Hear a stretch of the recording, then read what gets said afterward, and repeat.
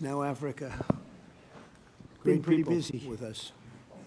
Now it's Africa. First Europe, then the Middle East, now Africa. Great people with us. Well, thank you very much, everybody, for being with us today. And I want to thank you, all of these great leaders, for joining us as we welcome. Well, thank you very much, everybody, for being with us today. And I want to thank ministers and various other forums of great leaders.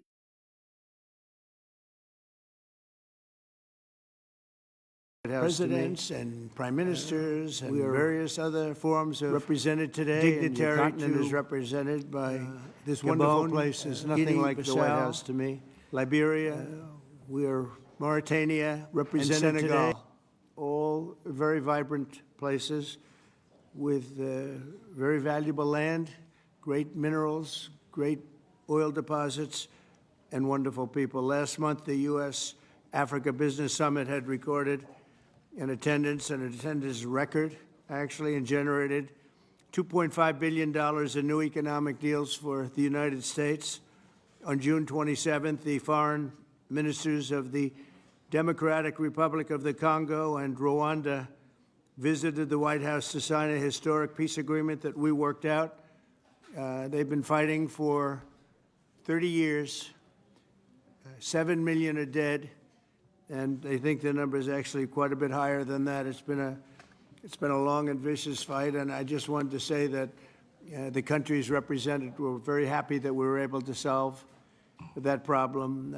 I think over the next couple of weeks, the leaders of both countries will come to sign the final agreement. As you know, we had foreign ministers last week, but we're going to be signing an end to the horrible 30-year war. It's been going on for a long time. I've been reading about it, hearing about it, and it was a vicious war. It was a terrible war. I want to thank our outstanding senior advisor for Africa, Masad Boulos, for helping to mediate this breakthrough. He was very much involved in that settlement.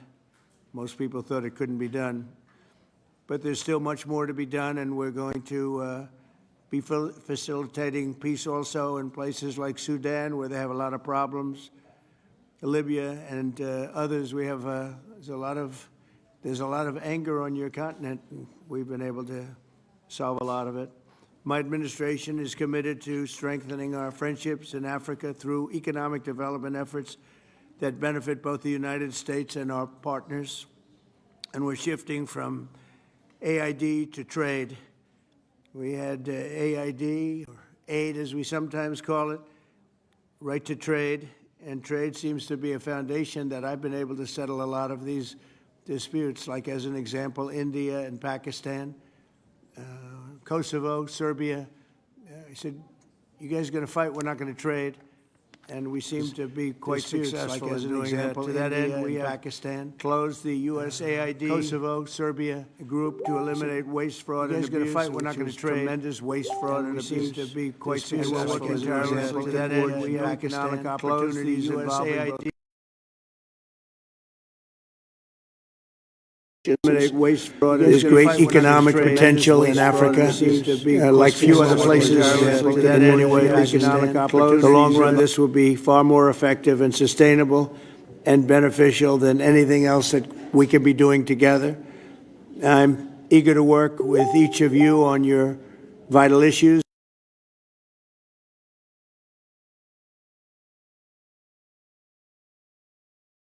And also to discuss security. We've encouraged our staff at the White House to work along with these nations. There's such tremendous wealth there and potential there. We encourage the countries here today to make greater investments in defense, hopefully, of course, buying our equipment, because we do make the best defense equipment. I guess we proved that about 2 weeks ago in Iran, but we make the best equipment, best military equipment anywhere in the world by far. There's nobody close. And keep pursuing the fight against terrorism, which is a big problem in Africa. Immigration will also be on the agenda, and I hope we can bring down the high rates of people overstaying visas and also make progress on the safe third country agreements. And once again, I want to thank you all for being here, and it's an honor for me. Some of you I've met, and some of you I just got to meet, and I think it would be nice if you said a few words to the press, which is right back here. Do we have a camera over here? It'd be nice if you could, oh, there it is. You could speak to the, you don't want to turn your head so much. I do it a lot. It's not pleasant, but perhaps we could start with you, please. Thank you very much. Great gentleman, by the way. Merci pour m'avoir donné la parole, Monsieur le Président. Thank you for giving me the floor, Mr. President.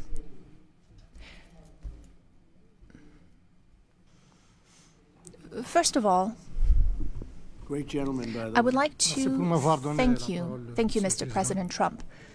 Thank you for giving me the floor, Mr. President, for inviting us to come here today. First of all, President Ghazouani, President of the Islamic Republic of Mauritania. Thank you, Mr. President Trump. Thank you for giving me the floor, Mr. President, for inviting us to come here today.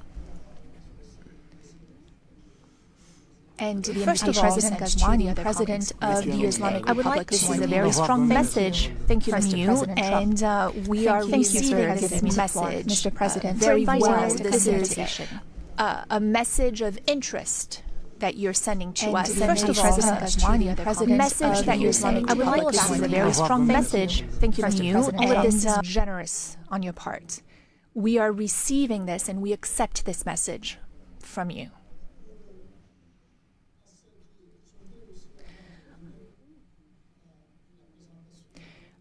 Before I talk about my country, I would like to let you know that we are delighted to see President Trump's commitment to our continent. Mr. President,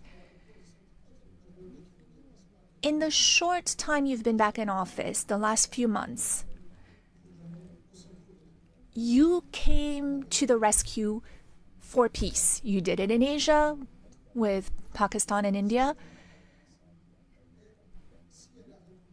The war sort of started, and if it had gone on, the consequences could have been a real disaster.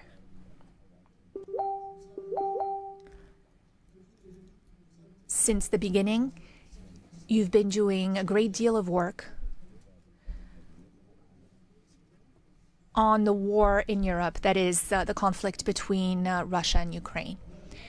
You rushed to Africa to resolve a long-standing problem. Lots of efforts had been made by many heads of states, but your will made it possible for this agreement to be signed. And now, this conflict is behind us. You are currently working with a great deal of enthusiasm. And you're also working on the Middle East. You're paying a great deal of attention to the Middle East. We all know how far back this conflict goes. It is a conflict that is about 80 years old. 70 years, but it is also a war that has been raging for a year and a half. And you've also talked about the human toll. Many people have died in this conflict.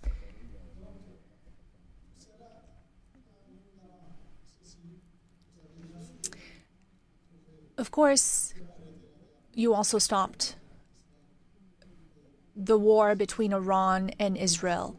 That could have been a real disaster for the region. It's a sensitive region to start with. Your work in favor of peace has been tremendous, and we are also very interested in supporting peace in the same way. When there's no peace, like you said earlier today, when there is no peace, a lot of other things are lacking. When there's no peace, it is difficult to have prosperity.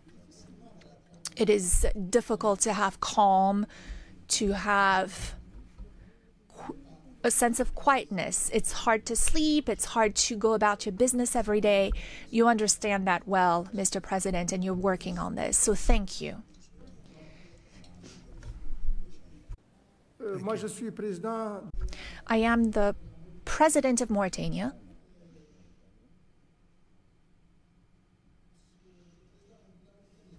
Mauritania is a small country.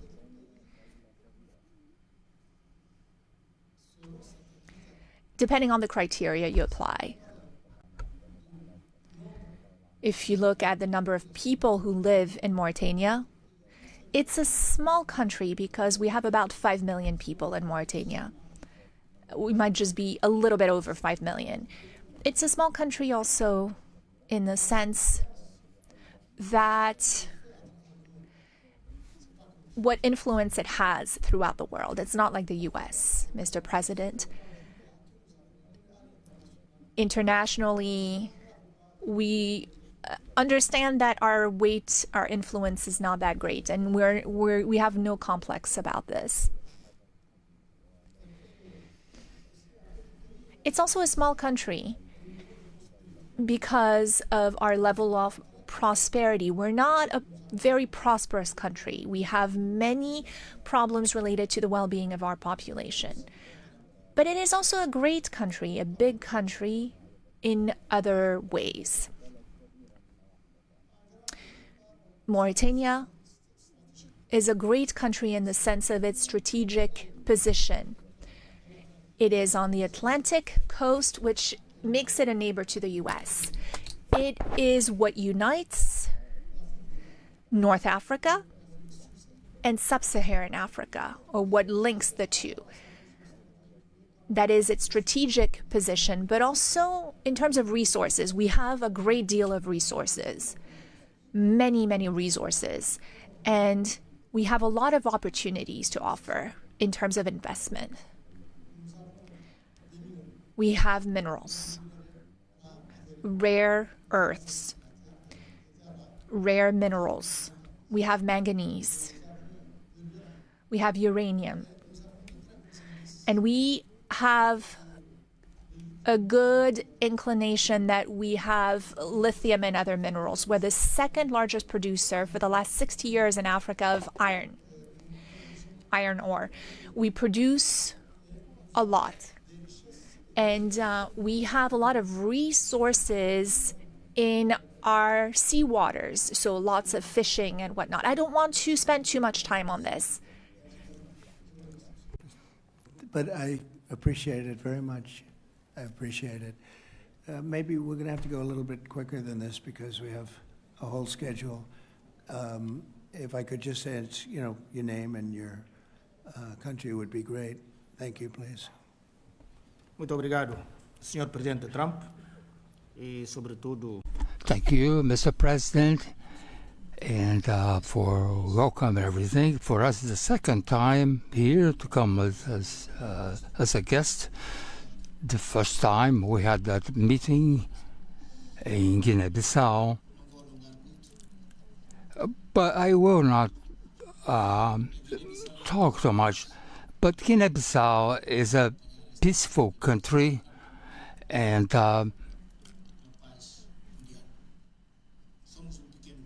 we are a small country, but we are a great state. Not a great state like the United States, but we are a great country as well. And to end,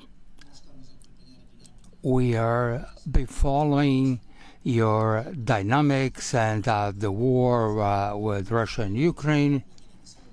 And you can count on Guinea-Bissau. Thank you very much. Thank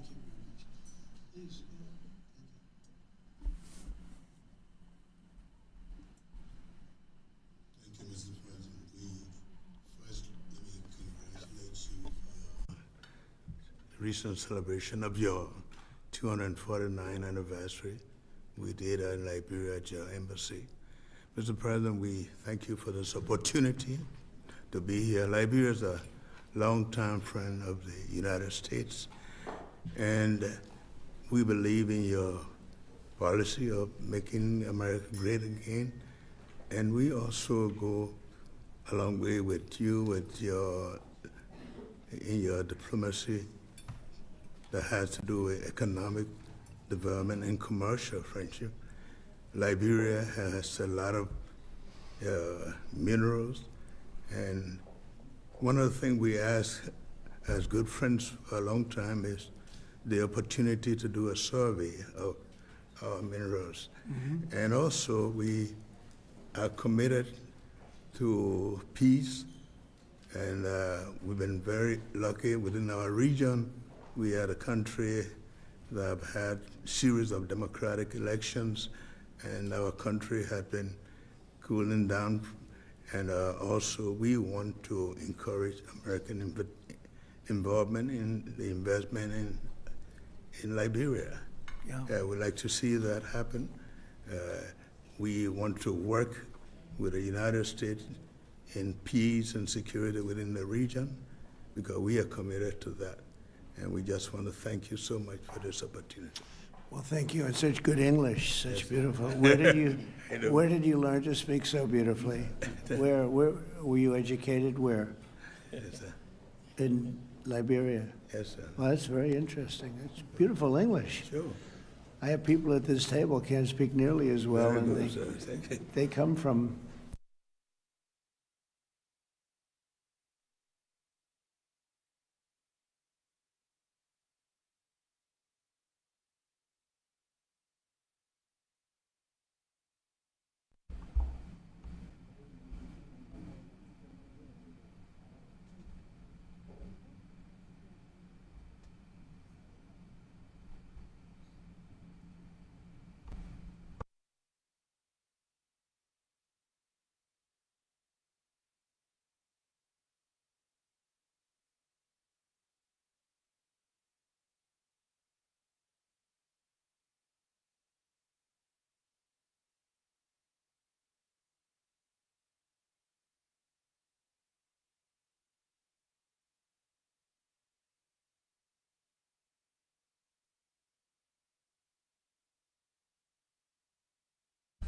No microphone for the speaker.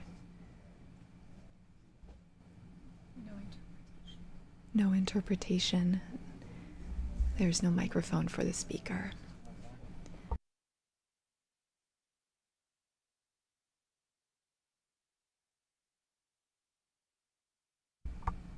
Still no microphone for the speaker.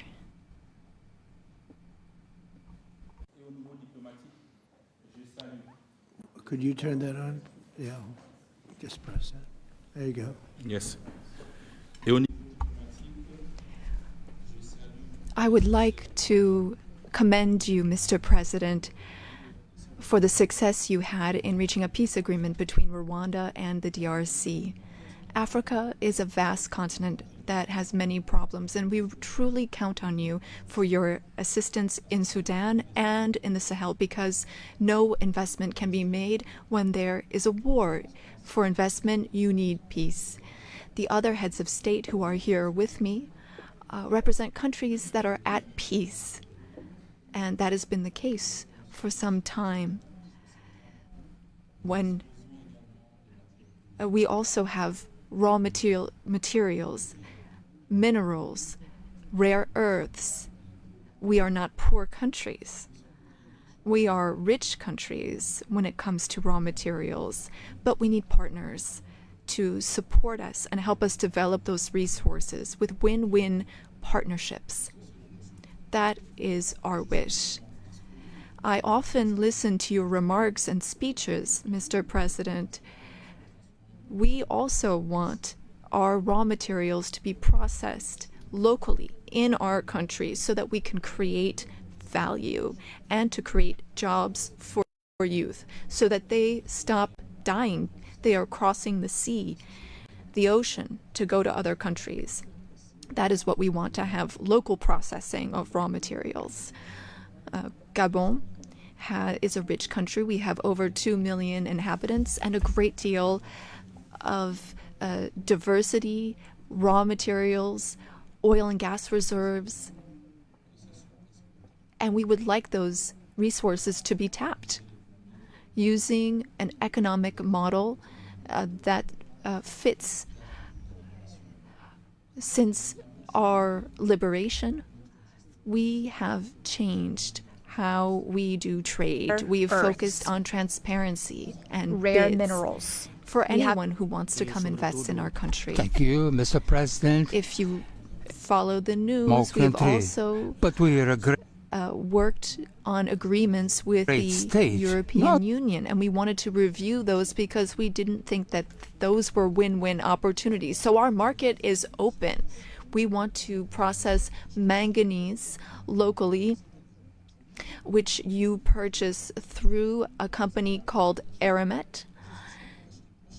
And I'm sure that it's more expensive compared to when you can come and buy it directly from us. In order to do this local processing, we need 8 to 10 gigawatts of electricity. Again, this is an open bid. Any American company that wants to invest in electricity in Gabon is welcome to take advantage of that opportunity. Now, looking at defense, the Gulf of Guinea is an issue. There is maritime piracy in that area, and we want to work together to stabilize it. You said you had the best equipment, the best military equipment, and that's what we'd like to have so that we can stop maritime piracy in the Gulf of Guinea. We can't do it alone. We need a reliable and strong partner that is committed and that takes real steps, real action. We also need to be pragmatic, and that's what you are. And I'm a general, and I am too. I'm pragmatic. I like it when things move quickly. Our country is free, open to one and all. You are welcome to come and invest. Otherwise, other countries might come instead of you. Thank you. Good job. Thank you very much. Appreciate it. Okay. Thank you so much, Mr. President. I would like to thank you for this invitation. It is an honor for us to be here at the White House and to have this opportunity to speak with you about the new partnership that you are putting in place with Africa, particularly for investment. I also wanted to commend you for your commitment to peace throughout the world and the incredible diplomatic success that you had with the DRC, as my colleagues mentioned. You said that this put an end to a long war that claimed many lives, and thankfully, you were here to put an end to this 30-year war. I also wanted to express that Africa supports all efforts to bring back peace to Sudan, Libya, and in the Sahel. Mr. President, as you've seen, you can only do business when there is peace and security, and you build peace everywhere in the world so that there can be better investments. The entire world is grateful to you for this. Now, with respect to my country, Senegal, I've been president for some 15, 16 months now, and I want to reassure all American investors about our country's political stability and our favorable regulatory environment, which we are continuously improving upon in order to attract more investment. I wanted to speak about two projects that I think are an exceptional opportunity. I will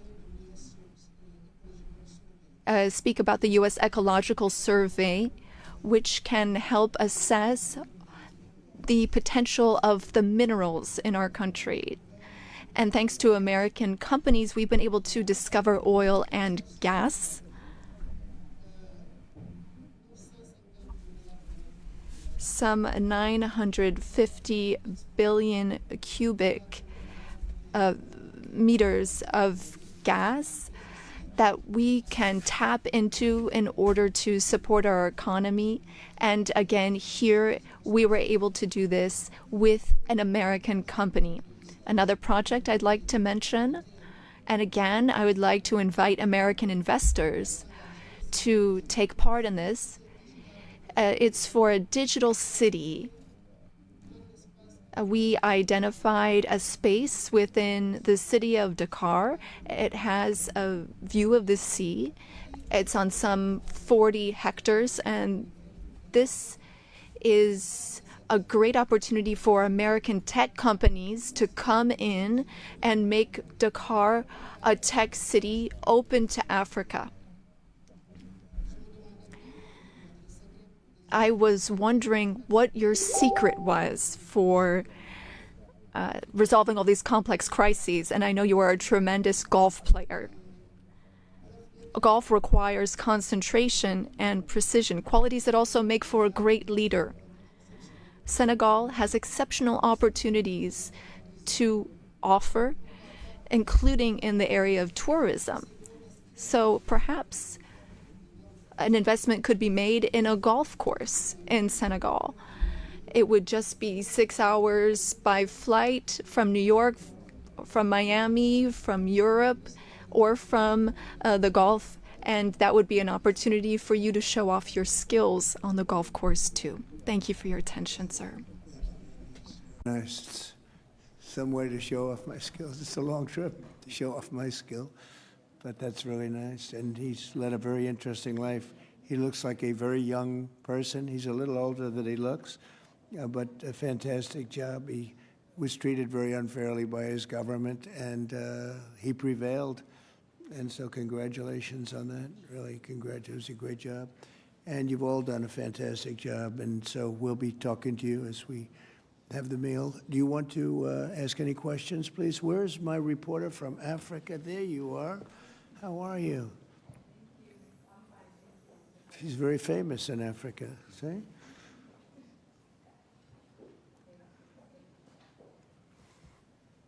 Thank you. I have one question for the African presidents and one question for President Trump. As you can see, Mr. President Trump, all the African presidents are very happy with your efforts to bring peace in the Democratic Republic of the Congo. My question to you is, today you are making history by receiving 5 African presidents and showing the interest of the United States to collaborate and to work close with the African nations. African continent is watching, African youth is watching, and this new approach that your administration is taking to deal with African nations, not only based on help, but in doing business that everybody can win, is really much appreciated for all the Africans. My question is, are you planning, Mr. President, in the future to travel to Africa to see firsthand all those countries in Africa, all those potential that those countries have? And for the African leaders, my question is, as you can see, President Trump is working to bring peace not only in Africa but also in the world. Are you all considering to nominate President Trump for a Nobel Prize Peace? That's a very nice reporter. I got to meet her 2 weeks ago when we had the Congo and Rwanda, and we had some other people up from Africa, and I was the first time, but that's very nice. I appreciate the questions. Very nice, actually. Would you like to, at some point I would like to go to Africa, absolutely. We're going to see what the schedule is, but at some point I would like to do that very much. Would you like to give a fast answer, please? Thank you very much. Microphone, please. Please. Of course, on soutient cette dynamique. We are in favor of this dynamic for peace. We are very committed on peace. I am the first head of state who went to Russia and who went to Ukraine, both, since the start of the war. I held the presidency of ECOWAS, and I went to see Mr. Putin. We spoke for 4 hours, and then I went to Ukraine. I spent 12 hours on a train to speak to President Zelensky. But now the weight of President Trump is something else altogether. We are with you. We are behind you to see what we can do to help bring peace back. No one wins when there's war. So you have our support so that we can bring peace back. Thank you. Thank you very much. Appreciate it. Go ahead, please. Thank you, Mr. President Trump. Thank you for your questions.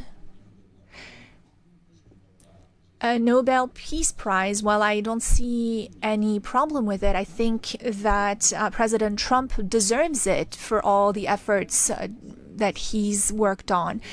And he brought peace back in the SIAC region.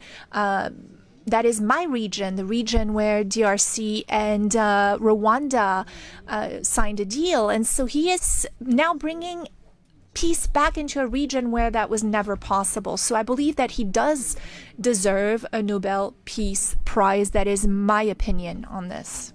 Well, thank you very much. Very nice. Thank you. I didn't know I'd be treated this nicely. This is great. We could do this all day long. Thank you very much. Please, go ahead. Mr. President, I believe that we have to continue to support America in the strength to be able to bring about peace in the world. America is a melting point and also a country that we all look forward to. And I want to encourage you, because without peace, we can't have a world to live in. And we stand with you on that. That's right. Thank you. Well said. Please. Thank you, Mr. President, and thank you for your question. Very important question indeed.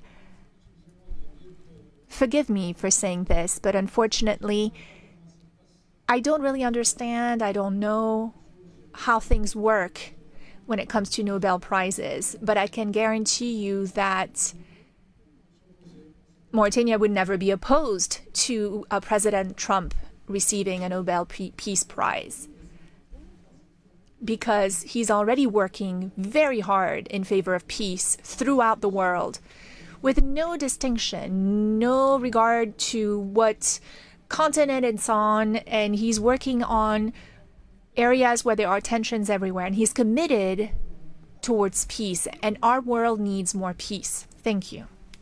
Very much. Thank you. Thank you very much. The jury will decide. It's not a matter of voting amongst our countries, but what is for sure is that the results and the work has been done in such a short amount of time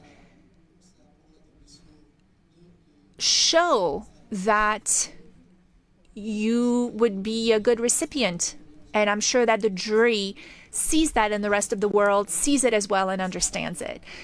When the time comes, I think everyone will see that it is a deserved prize. Congratulations on what you've done so far. If we took a poll, I think you would be very far ahead in those polls. It's very nice. All of you, thank you very much. I appreciate it. Peter? Thank you, President Trump. James Comey and John Brennan, now under criminal investigation related to the Trump-Russia probe. Do you want to see these two guys behind bars? Well, I know nothing about it other than what I read today, but I will tell you, I think they're very dishonest people. I think they're crooked as hell, and maybe they have to pay a price for that. I believe they are truly bad people and dishonest people, so whatever happens, happens. And now, a few weeks after the strikes that you ordered on the nuclear facilities in Iran, there is an Iranian official who says you, President Trump, have done something that he can no longer sunbathe in Mar-a-Lago. As you lie there with your stomach to the sun, a small drone might hit you in the navel. It's very simple. Do you think that's a real threat? And when is the last time you went sunbathing anyway? It's been a long time. It's been a long time. I don't know. Maybe I was around 7 or so. I'm not too big into it. Yeah, I guess it's a threat. I'm not sure it's a threat, actually, but perhaps it is.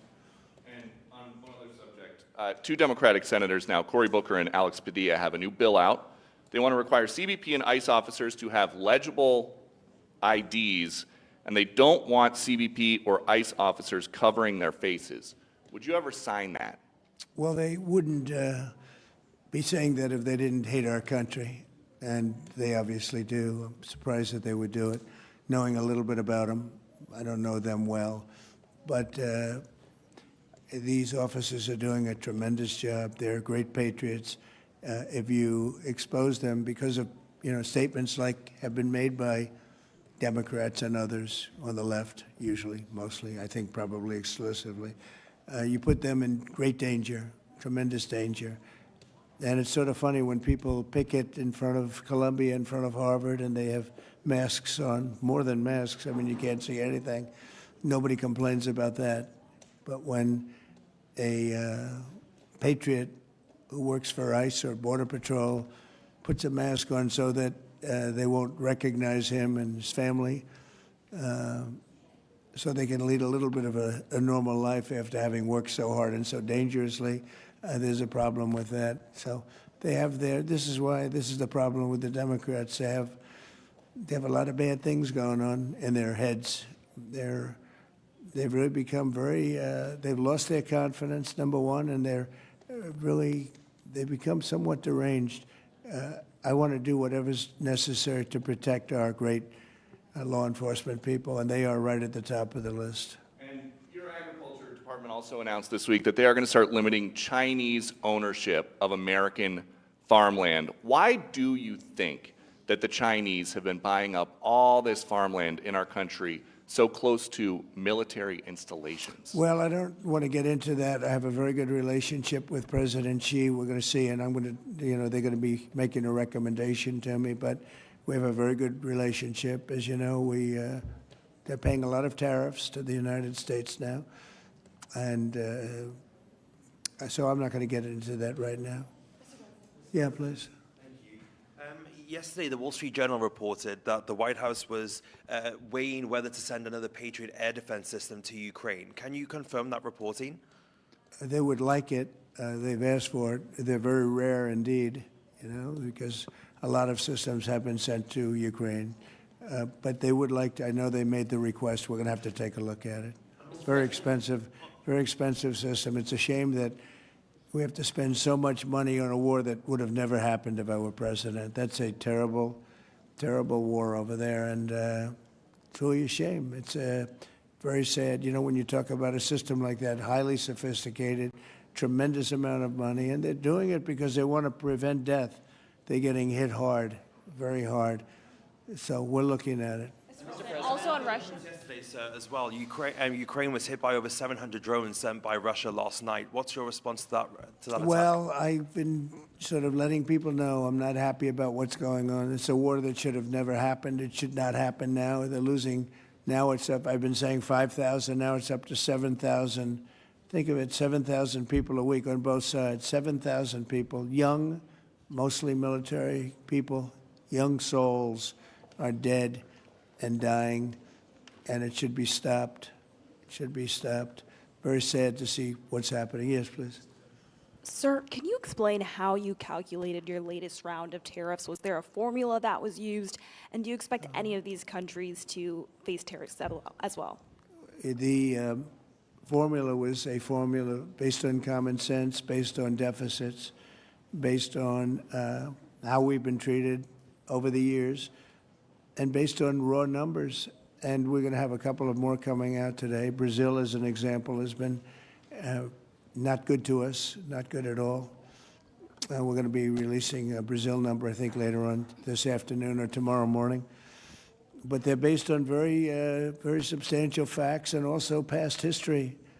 You look at the past history, we never had anybody in the White House that understood the numbers or were into it like I have. You know, we've taken in hundreds of billions of dollars in tariffs, hundreds of billions, and we haven't even started yet.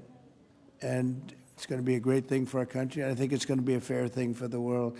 And we really haven't had too many complaints because I'm keeping them at a very low number, very conservative, as you would say, number. And we haven't had, I'm sure they will be complaining at certain points, but we haven't had complaints. We've been treated very unfairly by both friend and foe. And friend has treated us very badly. It's not even believable that for so many years, you know, I was using tariffs in my first administration. We had the most successful financially administration that there's ever been. This is going to be much better. But we got cut short with the COVID because I didn't think it was appropriate when, you know, Italy, Spain, you saw the horror show that a lot of the countries went through. So I cut it a little bit short. But we took in hundreds of billions of dollars, and we had the most successful term ever from a president financially. But this is going to be much more successful. Yes, please. Do you expect any of the countries here to face tariffs as well? I haven't thought of it, but I don't know. Let's see, I like him, and him. No, I don't think so, not too much. It's very good. These are friends of mine now. Yes, Thank you for taking our questions, Mr. President. Okay. You talked about the amount of external revenue the country has brought in thanks to your tariffs. Can you talk about how these hundreds of billions of dollars that are getting brought in will help grow the country, and what do you hope to put it towards? Well, bigger than the tariffs, actually, are the fact that when you charge the tariffs at a certain point, they say, well, we can't pay those tariffs. It doesn't make economic sense. These are wealthy countries, and they or their companies will come into our country and build, and that's what's actually happening. If you had a very low tariff, there'd be no incentive to do that. If you have no tariff, like we used to have, which is so stupid, it's not even believable, but then obviously they make their product, the product in their country.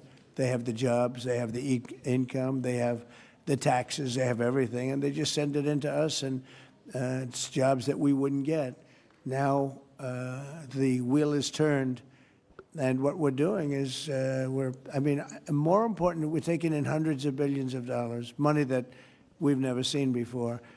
But more important than that, we have a lot of people that would rather not have to pay that. So they're coming in and they're building plants. AI, we're leading everybody, including China, by a lot with AI. They're building their own plant. You heard me say yesterday, they're building their own electric generating plants to go along with the factories or plants that they're building. If they want to do that, we're getting them fast approvals, very fast turnarounds. They're using mostly natural gas to start off, but they're using coal. They have the right to use coal. They have the right to use nuclear. Nuclear's come a long way in the last 5 years. So we're getting them very fast approvals. We have factories and plants building at a level that we've never had in this country before. Yeah. And secondly, a study from the Council of Economic Advisors. You put it on Truth Social yesterday. It showed that your assessment that tariffs would slow inflation was accurate, and that the prices of imported goods since February has fallen. That your assessment was right, that critics were wrong. Why do so-called experts continually misread your economic policy, sir? Well, it's not the experts. It's the fake news and a combination of that and the Democrats. I saw an ad on television today on Fox, and it was some ad about, Trump has raised costs. It's the opposite. I actually put out a statement. I brought down costs. I brought down the cost of groceries. I brought down the cost of energy, tremendously groceries.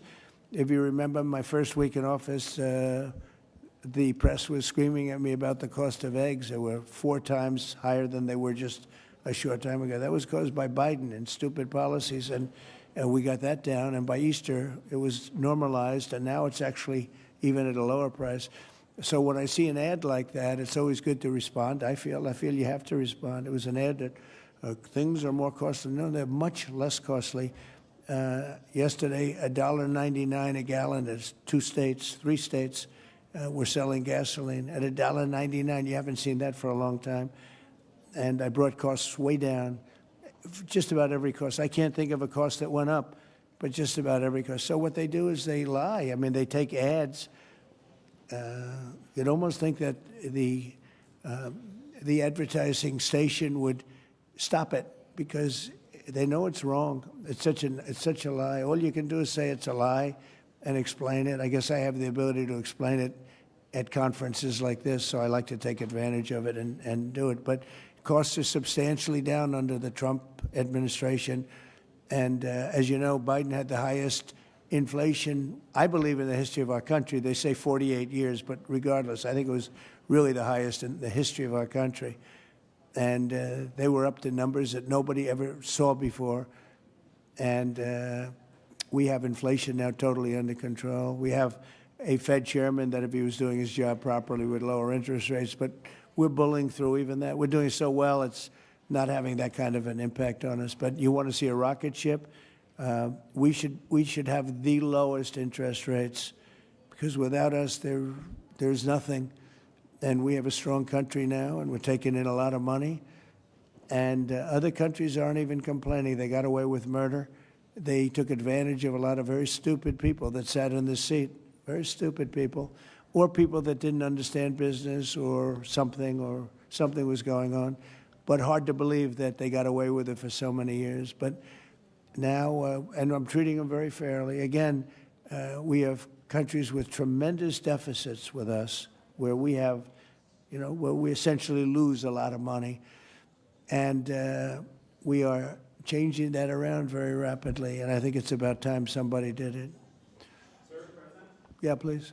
Sir, yesterday you said that you were not sure who ordered the munitions halted to Ukraine. Have you since been able to figure that out? Well, I haven't thought about it, because we're looking at Ukraine right now and munitions, but I have not gone into it.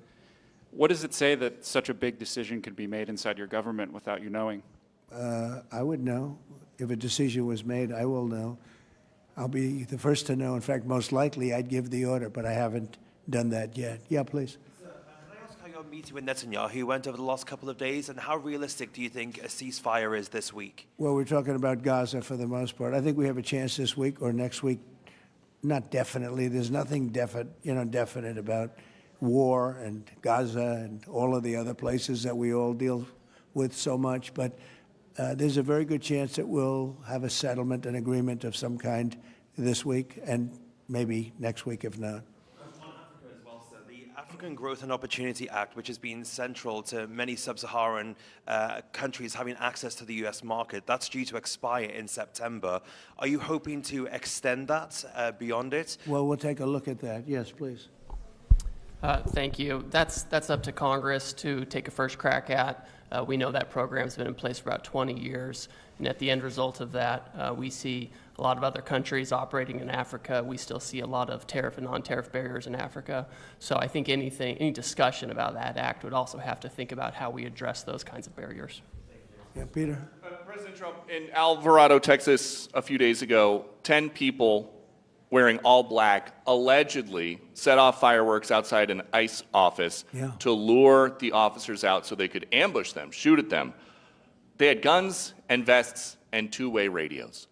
Do you think that this was an isolated incident, or do you think there's a national threat of a left-wing militia that is targeting ICE and CBP? Well, I think you have some very stupid people in the left who have some money that are making it available to these people, because you look at the guns they had, they were brand new. You look at even the clothing they were wearing, it looked like it just came out of some military shop. So you have some very stupid people that, if anything ever happened, they'd be the first to go. They don't understand that. They'd be the first to go. They'd be the first ones hit. But there is money being put behind people. When you look at the weapons they have, the newness of the weapons, rifles that just came out and they have the latest model. So there's something going on, and we'll get to the bottom of it. And what do you think the penalty should be for these people who are, if they are found guilty, for people who shoot at ICE officers? Very, very stiff. Very stiff. A long time in jail, a long time. And one got hit yesterday in the neck. And he fortunately is going to be okay, but he got hit yesterday in the neck. No good. And what would you think if I read you a quote from a lawmaker who says about ICE to abolish it, to treat them as criminals or anything that is inappropriate and outrageous. And I told you that that was Democrat John Fetterman. Wow. It's, by the way, I assume when you read that, because you paused in the middle, you're going to have to read that again without the pause. Could you read that again, please?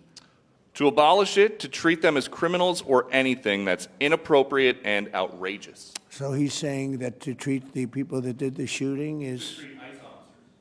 Oh, okay, good. Because the way you read it, it really was the opposite. But that's okay. That's all right. I think that's what he meant. No, the new John Fetterman is exactly what you said. He's right. He's right. And we have to protect our police officers, and we will. And we have been... if you saw the stats released by the FBI the other day, the murder rate's way down, the lowest it's been in a long time, and that took place over the last 6 months. For the last 6 months, murder, it's a hell of a subject to have to talk about, but murder is way down at almost getting to be modern-day records. So that's despite the fact that we have a lot of people that came into the country that shouldn't be here. Mr. President? Yes, please. So two questions, one on tariffs, the other on the IRS. Yeah. On tariffs, China is reportedly softening their impact on U.S. tariffs in Africa, announcing last month that they would halt charges on imports for nearly all of its African partners. Good. Does this move by China influence your thinking, your approach to tariffs on the continent? Well, we treat Africa great in many different ways, including with tariffs. But, you know, parts of Africa charge us tremendous tariffs, as you know. And they're going to be dropping those tariffs. They've already informed me they're going to be dropping those tariffs. But we treat Africa far better than China or anybody else, anyplace else. Yeah. And on the IRS says that churches can now endorse political candidates. What's your reaction to this, and how do you expect this to influence some of the work that's afoot on the continent? There's a lot of American churches that are missionaries doing missionary work on the continent. Do you support that? I love the fact that churches can endorse a political candidate. I think so, because we have a lot of respect for the people that lead the church, for the pastors and the ministers and the rabbis and all different leaders, all different religions, and people respect those people. And I think there's nothing wrong. You know, it was a very big penalty if that took place just a little while ago. They had a thing called the Johnson Act, and it was a very big penalty. I think it's great if a pastor, minister, priest, rabbi, and we could very much go into your religion, by the way, which is that people are having great respect for throughout the world. If somebody of faith wants to endorse, I think it's something that I'd like to hear, and I can guarantee you the people that they're with every Saturday or Sunday or whenever it is they're with, they want to hear from these people, and it was a very severe penalty. Those people were not allowed to speak up. Now they're allowed to speak up. No, I think it's terrific. Your administration took new actions against Harvard University today. Are you still optimistic about reaching a deal with the university? Oh, yeah, I think so. Harvard's been very bad, totally anti-Semitic, and yeah, they'll absolutely reach a deal. Peter? I just got a text from our colleague John Roberts. He says that we are now reporting the guy who was arrested in the Alvarado, Texas incident for tampering with the evidence was a green card recipient under the Biden administration and a prior DACA recipient. What do you think of that? It's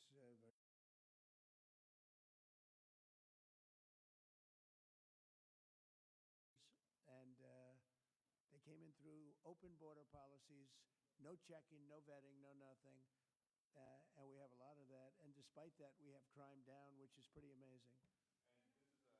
And say hello to John. Say hello to John Roberts. I will. I'm sure he's watching this right now.